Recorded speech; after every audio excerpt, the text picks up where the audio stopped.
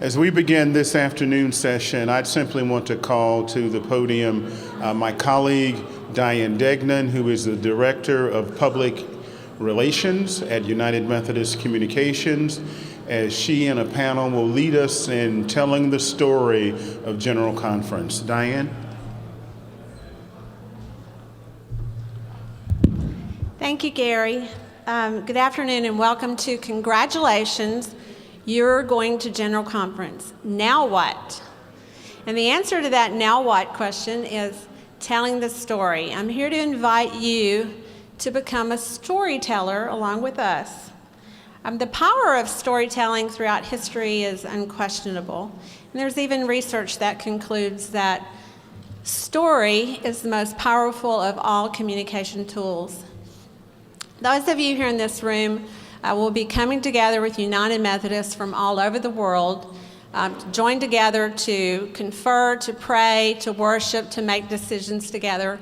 And that's an experience that's your story to tell. It's up to you to bring that experience home to other people all around the world. So today we're going to talk about the many different ways that you can share the story. We're going to be doing some audience participation polling to ask you your opinion about some questions. We're going to be talking to a couple of delegates, and we have a panel of experienced communicators here who are going to have some advice and tips to share with you to help make your job easier. So let me introduce my panel. First, we have Larry Hygh, who is the Director of Communications for the California Nevada Annual Conference. You met him as a moderator yesterday. We have Danette Clifton, who is the Director of Communications for the Northern Alabama Conference. Patrick Scriven, who is the Director of Communication and Young People's Ministry for the Pacific Northwest Conference. And on the end, we have Mark Doyal, who is the Director of Communications for the Michigan area of the United Methodist Church and recently named United Methodist Communicator of the Year.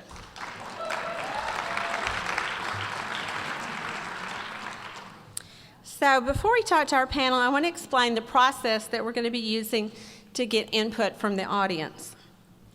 We're going to be using our phones to do some audience participation polling, and you can also use your laptop. So I want to ask you to take your cell phones out, but leave them on silent. So we're going to do this practice example here, and the way that you're going to participate is by sending a text message if you're using your phone.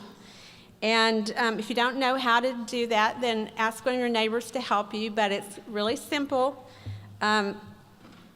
Be aware that standard text messaging rates may apply, so you may use a laptop if you like. But what you're going to do is to send a message to the number 650-600-9016. So in the to field, you're going to type 650-600-9016. That's going to be the number that you're going to use for all the questions this afternoon. And then in the body of the message, you're going to type in the number that corresponds to your choice. So if it's this is our practice question: which of these elements of General Conference is your favorite? So if it's being a part of the decision-making process, you'll type in 105384 and then send. And then we'll see the results up here. So 105384 being part of the decision-making process, 105383 seeing old friends and meeting new ones, music and worship 105382. See the numbers changing as people are voting. Now, if you want to use your laptop, just go to m.smspoll.net, and you can simply enter there the selection of your response. You don't have to do the 650-600-9016. Everybody voted?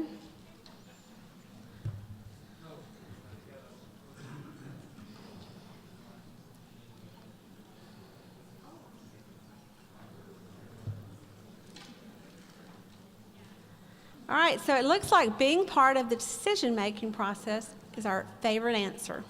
So that's how that's going to work. We're going to come back to that in just a minute, but for now I'm going to go over and talk to the panel for a little bit, and then we'll come back to you.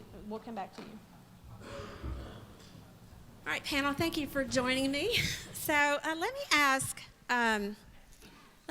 you how you go about sharing the story at General Conference. Now, Larry, I know that this is your 5th General Conference, and you've played a lot of roles. You've been a delegate, you've been an agency communicator, you've been an annual conference communicator. How do you go about that, and what's your plan for that? Well, I will say, as you mentioned, this is my 5th General Conference, and I've had various roles at General Conference, and so I will start off the remarks, I guess, coming from the role that I will play this year, which is an annual conference communicator, and I go about trying to tell that story through all of the means and channels that we have available to us, and those are our traditional channels via email and via social media, also meeting with our delegation and just seeing where they are, what the priorities are as we look at legislation and just prepping them, but using all of the various channels that are available to us. And then this time I'm actually going to try to do some proactive media engagement prior to General Conference in our various areas. All right. Danette, I know this is also your 5th General Conference. How do you go about sharing this story, and how do you make that relevant to people in your local churches? I think, like Larry said, there are lots of different channels we can use now. And so I know there are some people in our conference that are hyper connected to General Conference. They're watching the live stream, they're watching the Twitter feed, and I don't worry so much about them. I try to help them find the information they need, I answer questions, but I worry more about that next level of people who are really interested in General Conference but may not be so technically savvy. And so I try to aggregate that information for them. Email is still a primary tool we use because that's one common language we have in our conference. And so pointing them to the best stories, to the live feed, to different things, and to try to tell the story that both connects them with the wonderful aspect of us being a global church, to also understanding how the actions of General Conference impact their local ministry context. And one way I do that is heavily rely on our delegation. Now, I'm from Alabama, so when in doubt, you always go to a football analogy. And the way I see it is I'm more the play-by-play person, telling them what happened, but then our delegation steps up to be the color commentators, to tell them stories through their perspective, because that's the group of people our annual conference have trusted to go through this process. Patrick, let's hear from you. How do you make it relevant to your local churches? Well, I'm not sure I have a lot to add beyond the excellent practices I've already heard. I'm particularly interested in following Larry's lead and seeing how he engages in media. We've talked about it a couple different times, and it's a growing area for myself. You know, last time we did this, it was my first general conference to be at in any kind of communications role. And a practice that we engaged in leading into the conference was even extending beyond the delegation, but certainly encouraging the delegation to offer that commentary. One of the most difficult tasks we have is helping the people in the local church to understand why this is all important to them. And I work in a context where sometimes the general conference isn't always looked to as a thing that's going to lead to positive change for them, and so there's a lot of work they have to do to translate. So inviting folks to do that with us, it was a way that we could help involve people in the conversation, and I'm hoping to continue to do that this year again. Mark, let's hear from you. I know that you were telling me when we were chatting before that you have kind of you've thought through kind of what your objective is and how you go about that to make it more relevant locally. Yes, we actually start way in advance, and I guess that would be the one thing that I would recommend to everyone in this room is that if you have not yet connected with your annual conference communicator, that's something that needs to happen now. We work months and months in advance, actually laying out an editorial calendar. Our assumption is that United Methodist Communications is going to do a superb job of covering the big picture. And so we will share that information through our channels, social media and e-blasts and e-newsletters and videos and otherwise. But as you're mentioning, yes, the context to the local church is what we focus on. It was my first general conference in Tampa as well, and my head was swimming for days just trying to figure out the lay of the land and what was going on. And so knowing that I'm confused around that as a communicator who's kind of tapped into what's going on, we know how difficult it is for those in the local church to have some understanding of it. So that's really why we work in advance. And we use every resource we have available. Our delegates, many of them are superb writers, and so we give them a platform to be able to share their thoughts. Others, their gift is just being able to snap a photo of something that's going on that's relevant here in the community that we can share as well. And so we also rely a lot on video. In fact, today we are live broadcasting this using a product through Twitter called Periscope. If you're not familiar with that, it's free. You can load it on your phone, and you can watch this event live at MIUMC, so Michigan UMC, and we'll be using that to give people that sense that they can be here live with us. And like my other panelists, I think our big goal this time around is going to be to have a two-way conversation instead of just a one-way conversation. So let's hear from some of the rest of you about how you get started. Like, have you already started? Do you have a checklist? Do you start by meeting with the delegation? How do you go about it? I'll just open it up to whoever wants to chip in.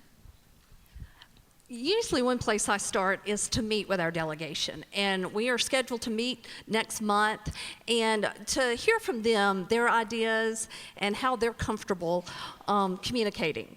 In the early years, we thought we had a great plan, and we passed out a calendar, and everyone signed up for a day to blog, and they were all going to pour out their hearts. And then when we finally got to General Conference and they went through the long days, they found out at the end of the day they didn't have that much heart left to give. So we have come up with new channels where if someone is a writer, we invite them to blog, but I've learned my job is to try to help make their job easier. So I constantly am running to them and letting them talk to me so I can write something for them. Or with technology, video is a great way to get a simple quote from someone and you can immediately pass that on to your conference. But then we also have that as an archive. And we found out that video is a great way when our delegation returns from General Conference to tell the overall story of what's happened. I wanted to add that, we had the same experience, especially the delegates who the conference most wanted to hear from were often the most busy because they were really engaged and involved. But this year, everybody, you've got 3 hours in the evening most nights. No excuses. I would also note, too, that not everything that's going on in General Conference is in the main plenary hall. And one of the things that we work very hard on in advance, like right now we're trying to gather, is finding out the individuals who are driving out here to volunteer their time or to translate or to do one of the many, many volunteer jobs. And there may be out here who are trying to raise voices about their issues. We try to find those individuals in advance so that we know where they are, how to contact them. So we're putting out at this stage, letting people know how they can communicate with us so that we don't miss the story.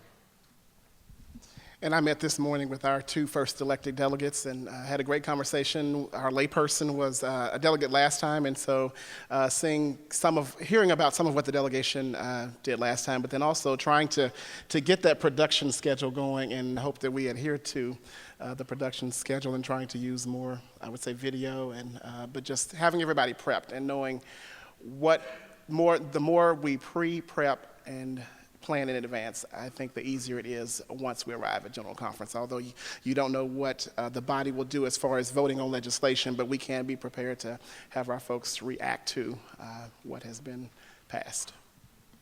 All right, well, I'm going to take just a second, and I want to hear a delegate's perspective on this. So I've asked Emily Allen. Emily, would you come up here? Emily she's the Director of Communications at Los Altos United Methodist Church. in Los Altos, California, and she's a second-time delegate to General Conference. Emily, welcome and thank you. So what's the story that you try to share? The big picture story that I try to share is that the church is alive and working in this world. That is the story that I see at General Conference. I was an observer in 2008 and a delegate in 2012, and I go and say, wow. And so that is the big picture story that I want to tell. Well, I know you have a little bit of an advantage maybe because you're a professional communicator as well as a delegate. So do you have like a tip for other delegates? I know that it's probably difficult to find time to do that among all your responsibilities, but what would you advise your fellow delegates to do, and why is it important for them to do it? I have two quick tips. One is that your conference communicator is your friend. Larry is my friend, for example. They know what they're doing, so if you have any questions, if a journalist approaches you, if you have some story you're trying to get out and can't seem to get any traction, they're going to be your friend before, during, and after General Conference. The second tip, when you're trying to tell stories, is to find something interesting to tell. If someone asks you about General Conference and the first thing you say is, well, there are 864 delegates, their eyes are going to glaze over. That's not the interesting bit. Say, did you know that we have people from all around the world who are part of our church working in democratic process to decide how we do our work? Or did you know that today I got to have a conversation about environmental issues around the world? Or did you know, find something from your day or from the week or from the legislation, some interesting bit, particularly if you know it will be interesting to the person you're talking to. My local United Methodist Women is very interested in environmental issues, so I know that they're going to love hearing about that legislation. But if there's some way that you can connect to something of interest, just tell some specific story that will be interesting. So with all the communication channels that are available today, what's your favorite? What's your go-to? If you could only pick one to share the story, what would your choice be? I have to say my favorite from 2012, and probably again this year, was a Facebook group between the delegates at General Conference and the folks at home watching, so that they could support us with their prayers and we could let them know our perspective on what was going on. It felt like a group of friends who were lifting us up during General Conference, and that we could really share our side of the story and our perspective on the overall picture. All right, thank you very much, Emily. Thanks. So now I'm going to ask the audience to weigh in on this question. How are you the most comfortable sharing the story of General Conference? So you'll see the poll options here. There may be some that are not listed, so pick your favorite of these. Is it by writing a blog or an article, speaking to a reporter, doing a video interview with your communicator, speaking one-on-one to a group or in person, or through social media? So again, vote if you're texting to 650-600-9016. Mark, your plans are shot. There they are. It's like right now we're at 60% social media.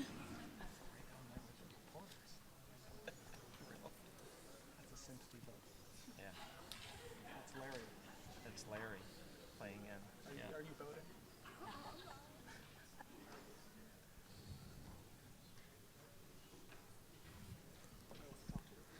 All right, so it's continuing to change a little bit, but it looks like social media has it by far.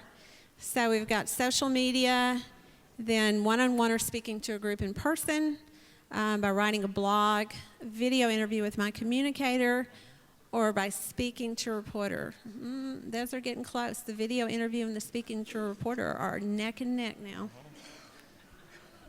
Very popular. So panel, let's talk a little bit more about these communication channels. Like, what's your favorite communication channels to use? How have that, for those of you who have been to several general conferences, how has that changed through the years, made your job easier because you have more options, or harder because you have more channels to fill? Anybody want to jump in? Well, I'd certainly say it's more challenging for us as communicators. We have to meet people where they are. So that is on social media, video, electronic, email blast, that kind of thing, and understanding that, as you were noting earlier, Many of our members are still interested in a printed solution. So we have to meet them on a lot of different levels, and it is finding a way to carry that message across all those channels. One thing I'd just like to say about watching that piece go through there is just a reminder that in addition to talking to your communicator, it's very important that you kind of understand two pieces in the event that you're talking with the secular media or anyone else for that matter, in that you should have a conversation in your delegation about how you're going to communicate, whether or not you're going to communicate as a delegation or as individuals, and a reminder that to most reporters, particular secular reporters, that if you speak, you become the spokesperson for your annual conference. And so you need to have a conversation in advance about what that's going to look like. Well, I would say I'm probably most excited about the potential blogs. And it isn't the most, relying on them solely is not a good idea. But they're one of the more flexible options there in that you can take that content and share it socially. You can insert video clips of scared delegates who don't want to talk to Mark. You could even post clips of me talking up here where I'm not exactly comfortable as well. But it's a place where people can kind of bubble up and get their thoughts. And then what's amazing to see is how that can spur conversation on those other platforms and there as well. You lose a little control when you put it out socially, but some really interesting things can happen.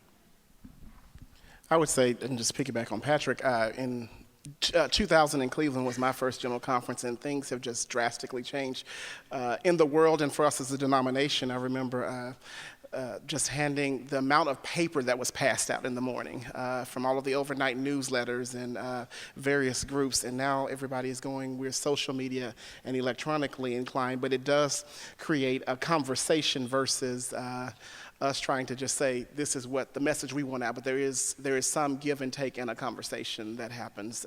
And it is, I would say, somewhat more challenging because of having to feed the various, with social media and email and still having to feed traditional forms of communication. It is somewhat challenging because you still have to tweak everything for whatever medium you're using, and so it does create a little more work sometimes. Speaking of how things have changed, Danette had an interesting anecdote that she shared with me, if you'll. Right. Like Diane said, this will be my 5th general conference, but the first one I didn't attend in Cleveland. My job was back in Birmingham, and one of my colleagues was on site at Cleveland. Well, the way things were back then, in the press room, all the communicators were fighting over a limited number of wired internet connections. And so when he could not get to a wire, he would pick up the phone and call me, and I would take down his dictation of what had happened. So that was just in the year 2000, even though it sounds like 2,000 years ago now. So it's amazing that there would be riots if we didn't have Wi-Fi today. And that's just how fast things have changed. Well, let's talk about social. Clearly, that was the big favorite in the room, and we all saw the impact of that, especially at the 2012 General Conference. I'll say Twitter really brought a lot more people into the conversation, or so it seemed. How has social changed how you do your jobs, how your delegates do their jobs, and is it easier to get them to communicate now that they can do it much quicker? One thing I did before the previous general conference was when I met with our delegation, not only did we exchange cell phone numbers and let each other know where we're going to be, I got all of their social media addresses. So as a conference, I could start following them, and that's how we got a lot of their message out, is if they would tweet something, I could retweet something. If they posted on Facebook, we could repost. So it was always in their voice, but they weren't having to think about, let's come find the communicator and prepare a statement or spend extra hours writing a blog. It was keeping their conversation going. As Emily has already alluded to, one of the things we will do is to set up a specific Facebook page and specific social media for our delegation just for General Conference. We have some in our annual conference, Facebook, Twitter, Instagram, but we will set up some that are specific to General Conference, and I will also give them limited access to our conference feeds, and would like to learn how to try to use new, like Snapchat, but I don't quite get Snapchat, but would like to figure out how to use some of the newer platforms that folks are using too, but we will use those traditional ones. Social media is excellent. I'm a huge fan, but it is a two-edged sword. It involves more people. It engages us in ways that we're not always engaged in, especially people who aren't even in the room.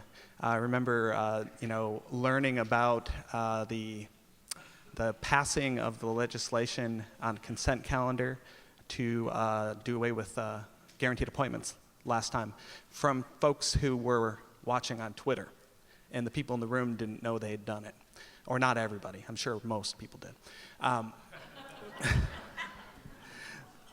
But what you also see on social media is that the things that become viral are often not the most graceful things.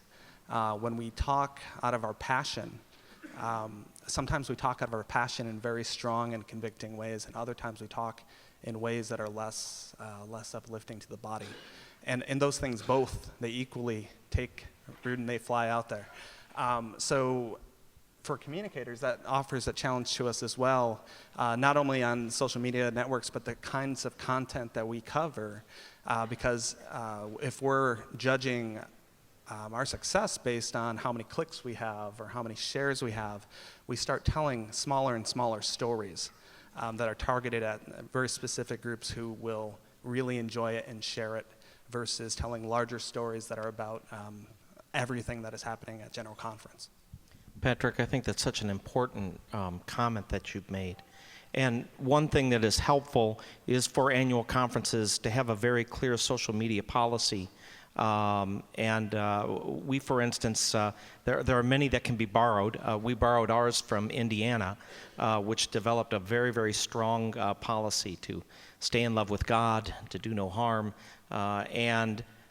those having that policy in place gives you a place to stand from in the event that you need to evaluate whether or not material is appropriate for social media paths. By no means do you want to be in a position of removing posts or censoring posts of any kind. That is not the objective. It's more to keep the conversation again in a faithful way that's kind and caring of others.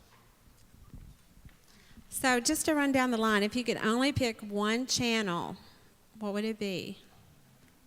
What's your go-to primary channel?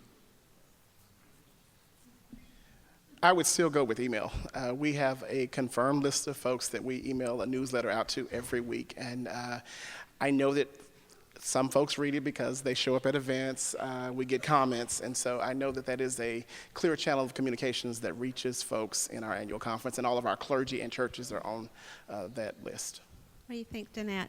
I agree. I think emails are a go-to, and only for the reasons Larry mentioned, but also you can add links, and it can be your aggregator to other information that's accessible to people, and then they can reach other media out there. I don't want to answer that question. Well, aren't we glad we don't have to pick only one? You know, I'm going to go with Facebook, but I'm not just because they said email already. I'd have to agree. When you're trying to reach the broadest possible audience, email seems to be the strongest channel at the moment, but Facebook would certainly be a very close second. Do you have to help your delegates get more comfortable with social channels? Or is everybody already pretty comfortable with that? Do you spend some time on that? I know our delegation, and they are all, I would say, comfortable with social media, yes. I think that was more of an issue at the last general conference than it is today. I think one thing that we as communicators tend to look at is, rather than trying to teach people new skills around that, which we're always happy to do whenever asked, sometimes it's better for those who are telling the story to use whatever method they feel most comfortable with, which may be writing stuff on a pad of paper and handing it to the communicator to share through e-blast. Yeah, we don't want to do that very much, but everyone has those areas that they're already comfortable with, and we just try to encourage them to do whatever they're comfortable with, because then they will actually communicate. If they like to use Twitter, then you can count on those tweets or Facebook posts or otherwise. I think the challenge, though, is definitely always the interaction and the give and take that's supposed to, that we don't sometimes follow up on with social media, is the big challenge for us. So. I'm really hoping that our delegation will have some growing excitement around video, to be honest, because video has, over the last year or two, especially on social networks, has grown in strength. So that quick, not the 40, 50 minute dictation, but that 30-second soundbite, even 15-second soundbite on how things are going, just has an opportunity that a lot of other content doesn't. I agree with you, Patrick. Video really brings to life what's happening here and can really provide a local context to this global story. We used video quite a bit. We're going to use it even more at this upcoming General Conference. And speaking of that, we have a video clip, I think, that you shared, Mark. If you'd like to tell us what that is and if we can get that set up. Yes, this is, I think the clip that you have is a video. We sent out a video clip almost every single day. It was different, the subject matter. In this case, we were very pleased to have one of our deaconesses ordained, and we wanted to share that very special moment with the folks back home, and I think that's the clip that you have. All right.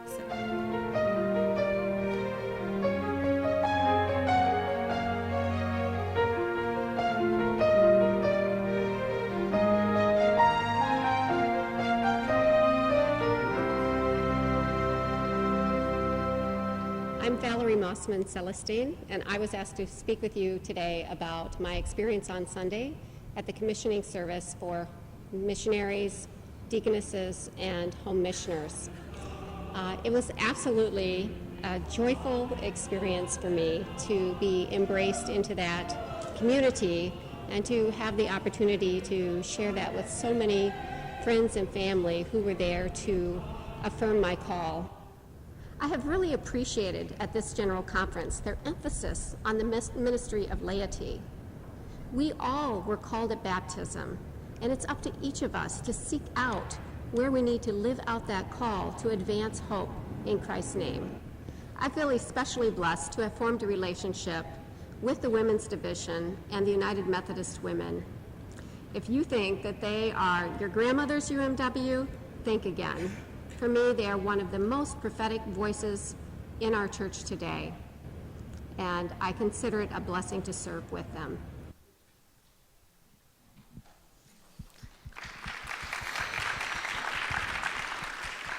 I think we're all glad that we have a lot of channels to share this story through.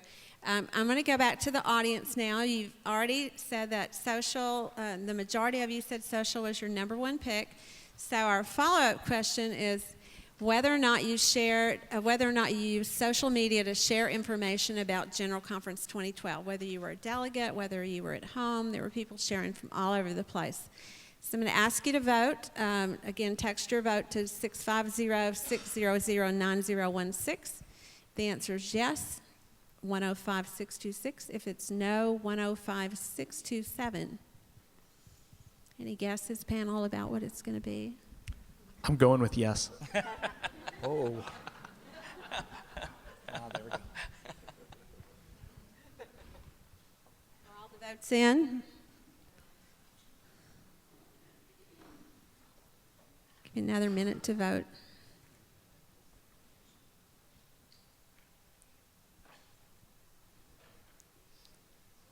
All right, it looks like the answer is clearly yes. And I'd like to hear from a delegate about that again. So I'm going to ask Phil Schrader to join me on the stage. Phil?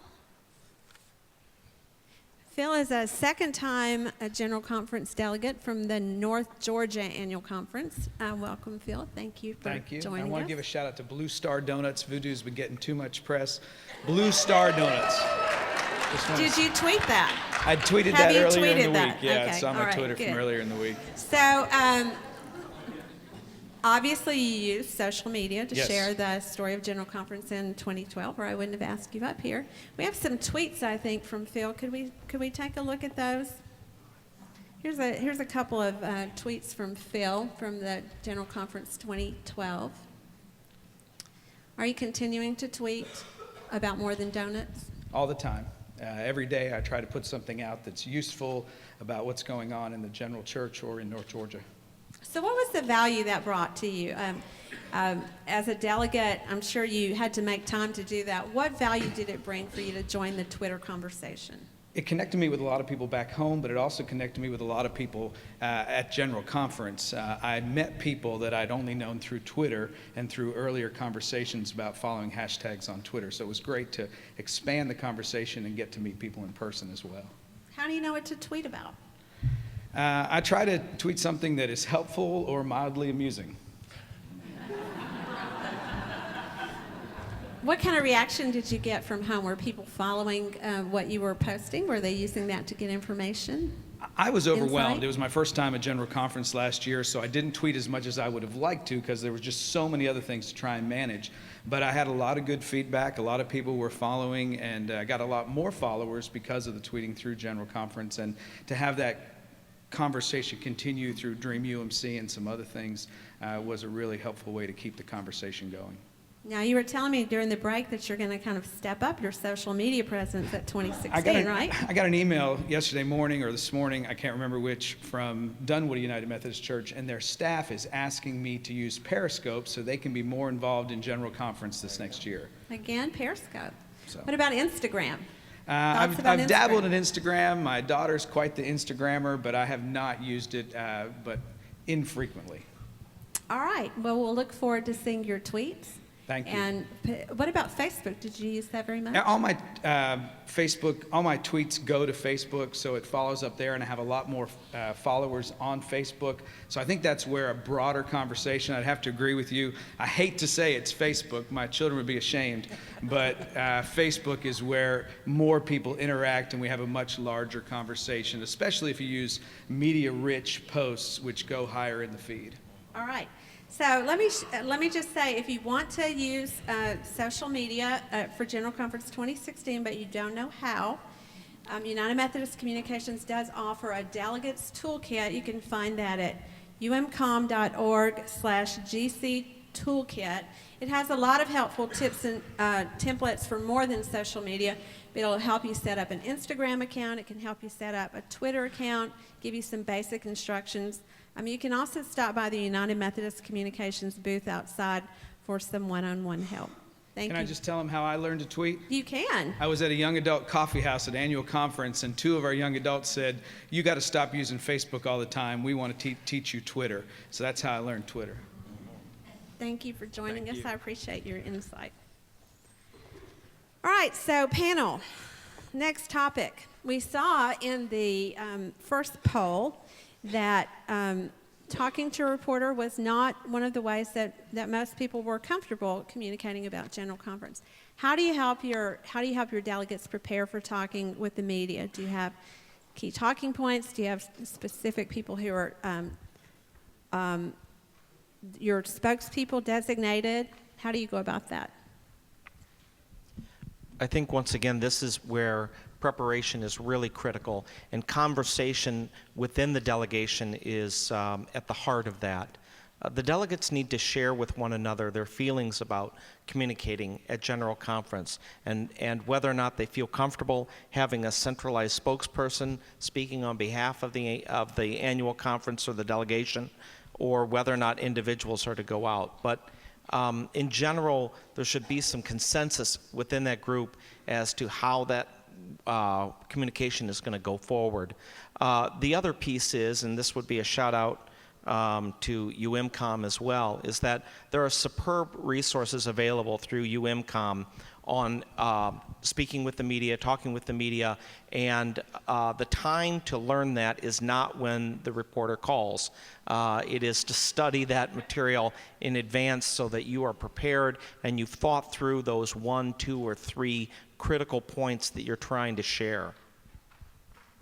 And I'd like to give a shout out to Diane Degnan, who does, and I'm sure my colleagues have gone through that training, an excellent training. If you've not had her in your annual conference with your bishop, your cabinet, key leadership to talk about spokesperson training. And I know that some of our delegates have gone through your specific training.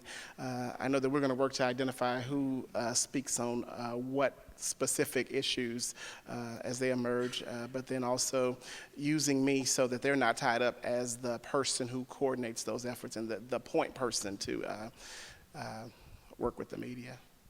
Well, thank you for those kind words. And call Diane. Danette, I know that you were telling me that you do some media training. Would you share a little bit about how you prepare your delegates? Right, that's part of when I meet with our delegation. I have adapted some of what Diane's taught me to do kind of a best tips when I'm speaking with the media to go over so they can think through that as they have that discussion, as you said, on how to talk to the media. And I think from our experience, not all of our delegates get a phone call from the media, but what I have heard is that same preparation, not only does it help if a reporter calls, it also helps when someone in your Sunday school class all of a sudden has lots of questions about General Conference, or you meet someone at annual conference, and it's that same kind of preparation to think about what is your story. The one thing I always tell our delegation, and this is something Diane taught me, is a reporter's question is not what matters. It's your answer. Now, it doesn't mean you can completely ignore the topic they're asking you about, but anytime they ask you a question, it's an invitation for you to tell your story. And so as long as you're prepared to tell your story, you're ready for an interview. And so that's the kind of things we go over. So I think we have a slide here of a shot of the press conferences that we'll be holding from 2012. We hold press conferences in the General Conference newsroom. We also interview folks for the digital lounge, people who are sort of newsmakers for the day. And of course, we have a full newsroom of reporters who are covering the news of General Conference. So we want to make sure that people are comfortable and that they understand how to get their message across. So partner with your annual conference communicator. We do have media training available if that's necessary. So that's going to bring us to our next poll question, which is how you like to get your news and information about General Conference. Not how you like to share it, but how you prefer to get news and information about General Conference. So if it is by email, you'll do 105619. Website 105620. I think my panel is wanting their smartphones up here so they can participate. Facebook 105621. Twitter 105622, our mobile app 105623. A little adjustment. I don't see video on there. Video is not on there. That'd be web. Okay. Or email.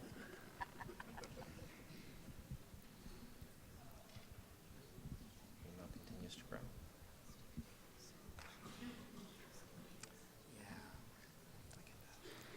All right, panel, you can see the results. Are there any surprises there? Is that what you expected to see? Might give you some tips for how you're communicating the news and which channels people would like to see from you. Well, the good news is that whichever of these ways you prefer to get news, we have some resources to share with you as to where to find your news. So if we could show the next slide. If you prefer to get your news by website, you can visit our website, which is gc2016.umc.org. Find all the news of General Conference there. If you prefer to get your news on the go, we have a new mobile app for General Conference available this year. You can find that on your app store by searching for United Methodist General Conference. That's a free mobile app.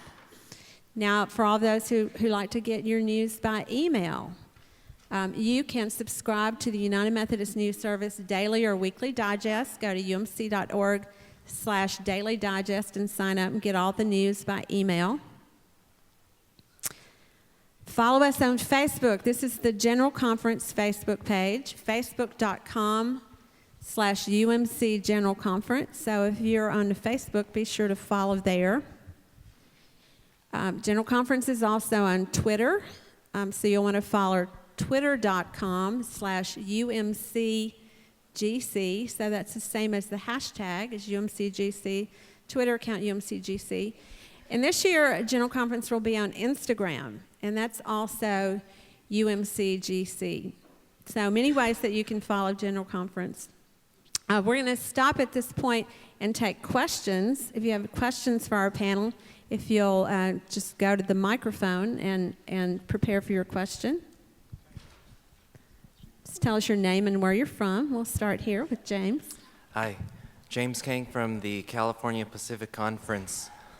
What I was praying as I was listening to y'all, fellow colleagues of the Western jurisdiction, is if we could move outside of the four walls of our General Conference for a second and ask ourselves not what is our message, but what is the message that those of us who are unfamiliar with the United Methodist Church, what is their hope that our message would be from your perspective?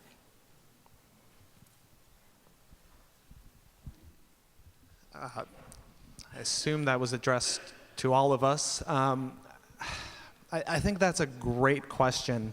I mean, and it's difficult to answer because this event that we're engaged in is almost prototypically inward focused, and yet it's something we should always wrestle with as we're engaging in our conversations and considering these important things in front of us. The reality is we don't talk about any of this stuff. We don't do this work in a vacuum, and part of the reason for that is we're a church that appreciates openness, and that's something that can hurt us when we're doing this work, especially when we're not doing this work with grace. So there's going to be a lot of inside baseball kind of conversation. It's just the nature of this kind of event. But there are a lot of things that we'll talk about, and often the issues that kind of get the blood boiling sometimes for folks. That people care about outside the church as well, and I think how we engage in those conversations, at least from a communication standpoint, is really important. So thank you. I might add that there are so many incredible stories of our church in the world, and it's important for all of us to make sure that we're sharing those stories in addition to our feelings about the more difficult topics that we're going to wrestle with. And that's how there's the balance. You know, we so often will hear, gee, everybody just focuses on the negative stuff. And to some extent, it's that sense of conflict that keeps people engaged and interested. But at the same time, we also have the ability to be able to share those really important stories of our ministry around the world in that same stream that's following the more difficult conversations. So we all need to contribute to that process. All right, next question.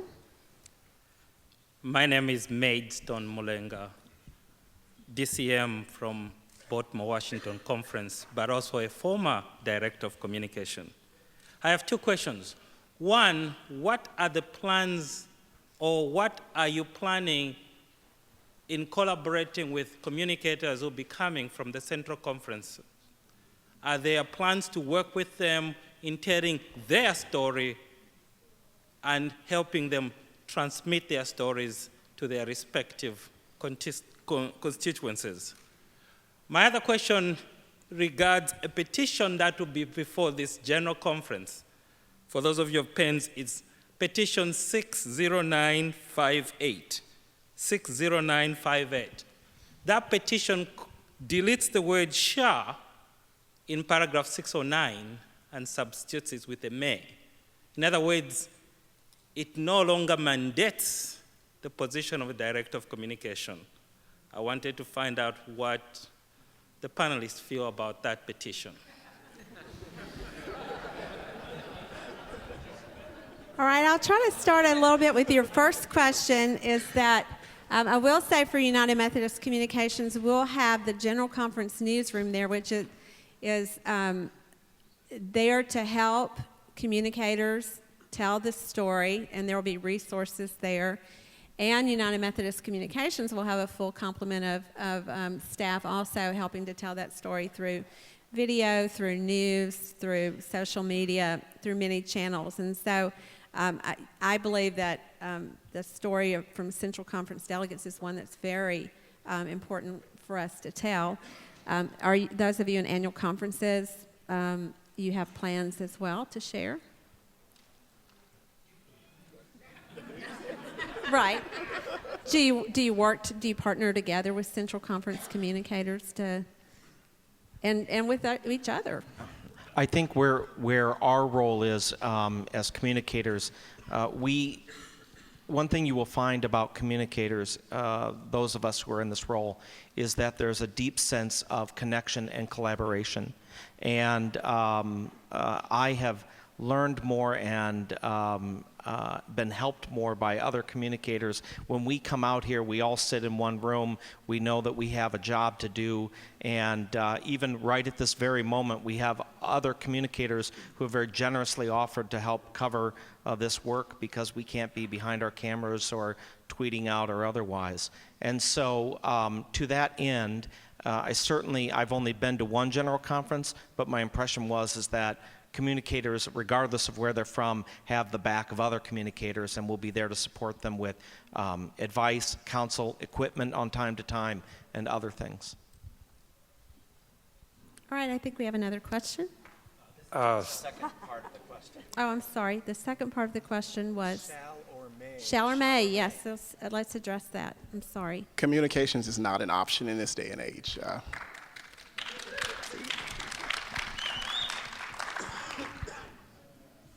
I'm guessing there's no disagreement about that from the panel. It's the first time I've agreed with Larry.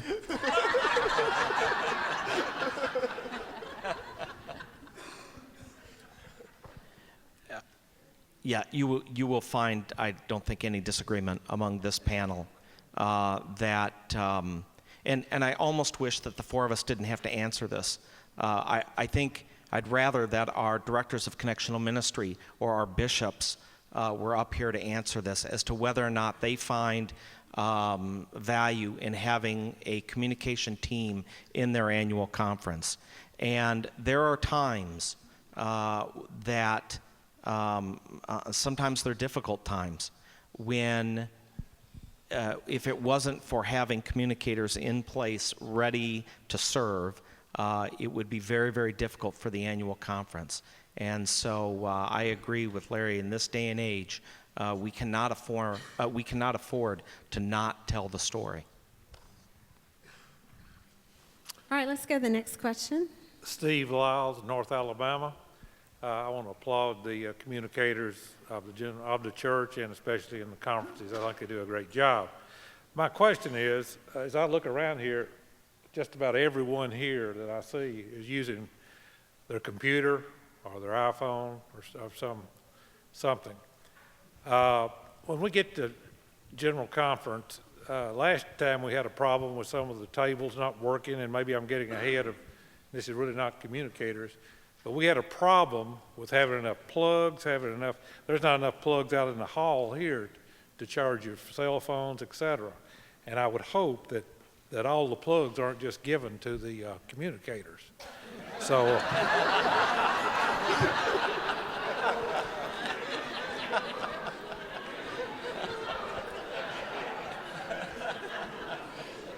Thank you for your observation.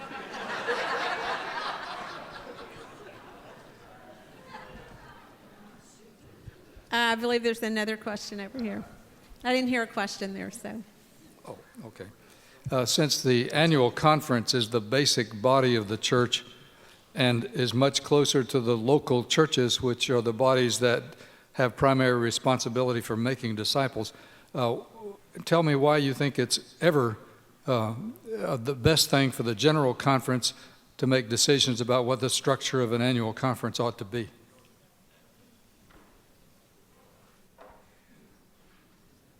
All right, the question is, should the general conference make decisions about what the structure of an annual conference should be?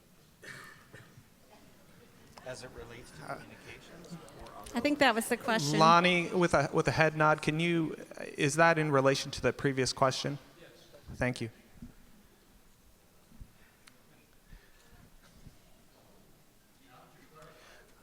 Well, like a good Methodist, I would probably say that I appreciate the General Conference's leadership on the structure of an annual conference when it's convenient for me.